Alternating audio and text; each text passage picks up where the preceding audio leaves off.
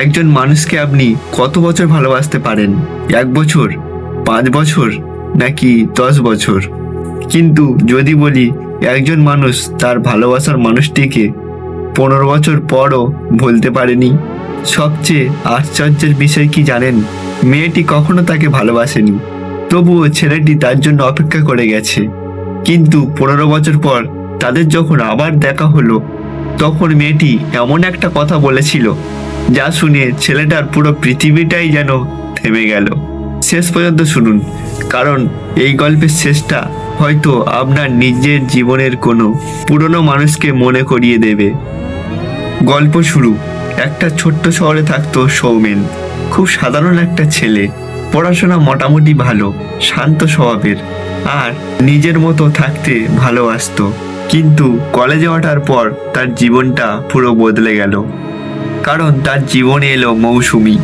মৌসুমী ছিল সৌমেনের থেকে সম্পূর্ণ আলাদা, হাসি খুশি, আত্মবিশ্বাসী, আর সবার সঙ্গে সহজেই কথা বলতো।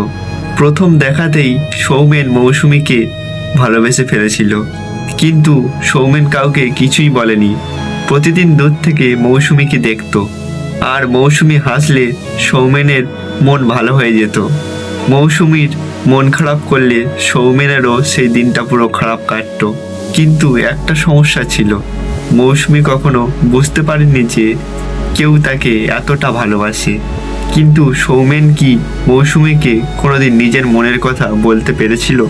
হ্যাঁ, একদিন সাহস করেছিল, আর সেই একটা দিনই তার জীবনকে পুরোপুরি বদলে দিয়েছিল। একদিন কলেজ শেষে সৌমেন মৌসুমীকে রাস্তার পাশে দাঁড় করিয়ে বলল, মৌসুমী, তোমাকে একটা কথা বলবো। মৌসুমী সে কথা শুনে হাসতে হাসতে বলল, হ্যাঁ বলো। সৌমেন অনেক কষ্ট করে বলল, আমি জানি না তুমি এটা কেমনভাবে নেবে, কিন্তু আমি তোমাকে অনেক ভালোবাসি। মৌসুমী কথা শুনে কিছুক্ষণ চুপ করে রইল, তারপর শান্ত গলায় বলল, সৌমেন, তুমি খুব ভালো মানুষ, কিন্তু আমি কখনো তোমাকে সেইভাবে ভাবিনি। একটা ছোট্ট বাক্য, কিন্তু সেই বাক্যটা সৌমেনের বুকের ভিতরটা পুরো ভেঙে দিল। সে জোর করেনি, কোনো অভিযোগও করেনি, সে শুধু মৃদু হেসে বলেছিল, ঠিক আছে, তোমার সিদ্ধান্তকে আমি সম্মান করি। তারপর সে চলে এসেছিল। সেদিন রাতে সৌমেন অনেক কেঁদেছিল, কিন্তু তার পরের দিন সৌমেন আবার স্বাভাবিকভাবে কলেজে চলে গিয়েছিল, কারণ সে জানতো ভালোবাসা মানে কাউকে নিজের করে পাওয়া নয়। কখনো কখনো ভালোবাসা মানে দূর থেকে তার ভালো থাকার কামনা করা।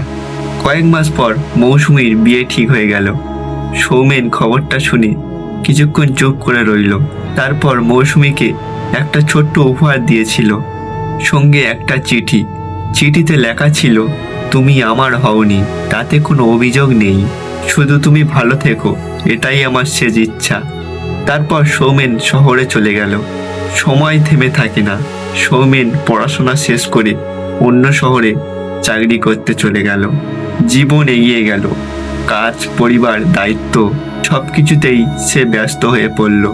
কিন্তু একটা জিনিস একদমও বদলায়নি, সেটা হলো মৌসুমীর স্মৃতি।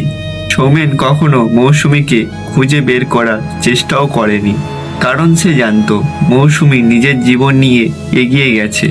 এদিকে সৌমেনও এগিয়ে গিয়েছিল, কিন্তু মন থেকে কাউকে পুরোপুরি সরিয়ে ফেলতে পারেনি। 15 বছর পর সৌমেন হঠাৎ একদিন এমন একজনের সামনে দাঁড়িয়ে পড়ল, যাকে সে ভেবেছিল আর কোনোদিন দেখবে না।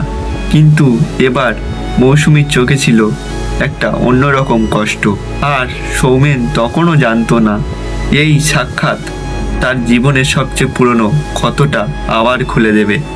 একদিন সৌমেন নিজের পুরনো শহরে ফিরছিল। একটা অনুষ্ঠানে যাওয়ার পথে হঠাৎ তার চোখ আটকে গেল একজন মহিলার দিকে। চেহারাটা অনেক বদলে গেছে, কিন্তু সেই চোখ, সেই হাসি, সৌমেন বুঝে গেল সে মৌসুমী। মৌসুমীও সৌমেনকে দেখে থেমে গেল। দুজনেই কোনো কথা কয়েক সেকেন্ড বলতে পারল না। তারপর মৌসুমী বলল, তুমি সৌমেন? সৌমেন হেসে বলল, হ্যাঁ, অনেক বছর হয়ে গেল। মৌসুমী বলল, প্রায় 15 বছর। দুজনেই হঠাৎ কিছুক্ষণ চুপ করে রইল। তারপর মৌসুমী বলল, তুমি কি আমাকে সত্যি এত বছর মনে রেখেছিলে? সৌমেন একটু হেসে বলল, কিছু মানুষকে ভুলে যাওয়া যায় না, শুধু তাদের ছাড়া বাঁচতে শিখে যেতে হয়। এটা শুনে মৌসুমীর চোখে জল চলে এলো।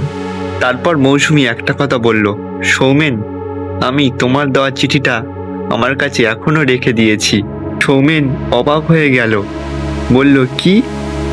মৌসুমী তারপর বলল, তুমি ভেবেছিলে আমি কোনোদিন তোমাকে ভালোবাসিনি, কিন্তু সত্যিটা হলো তোমাকে ভালোবাসার সুযোগ আমি নিজেকেই দিইনি।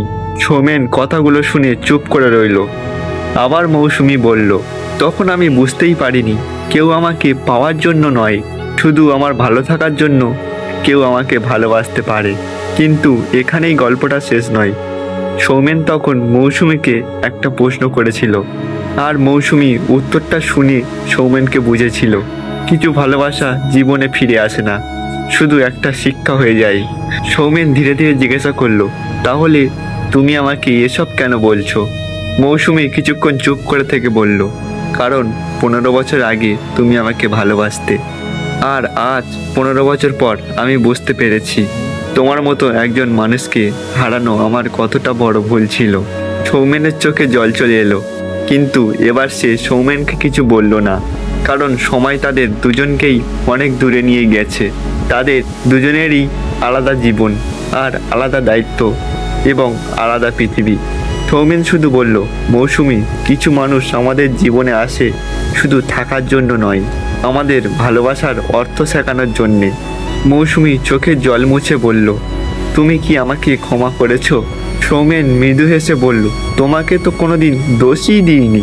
তারপর দুজন দুদিকেই চলে গেল, কেউ কাউকে ফিরে পেল না। কিন্তু 15 বছর আগের সেই একতরফা ভালোবাসা সেদিন প্রথমবার সৌমেনের মনে আর কোনো কষ্ট তৈরি করলো না, কারণ সে বুঝে গিয়েছিল ভালোবাসা সবসময় পাওয়ার নাম নয়। কখনো কখনো ভালোবাসা মানে কাউকে হারিয়েও তার জন্য ভালো কিছু কামনা করা। আপনার জীবনে কি এমন কেউ আছে যাকে আপনি কখনো নিজের করে পাননি, কিন্তু আজও ভুলতে পারেননি? মনে রাখবেন, কিছু মানুষ আমাদের জীবনে ফিরে আসে না, কিন্তু তাদের রেখে দেওয়া স্মৃতিগুলো আমাদের সারা জীবনই বলে যায় কাকে হারিয়েছি আর কেন তাকে হারিয়েছি। তাই আপনার জীবনে যদি এমন কেউ থাকে যাকে আপনি সত্যিই ভালোবাসেন, তাহলে দেরি হওয়ার আগেই তাকে আপনার মনের কথা বলে দিন। কারণ 15 বছর পর আফসোস করা যায়, কিন্তু 15 বছর আগের একটা মুহূর্তকে আর ফিরিয়ে আনা যায় না। বন্ধুরা, গল্প এখানেই সমাপ্তি।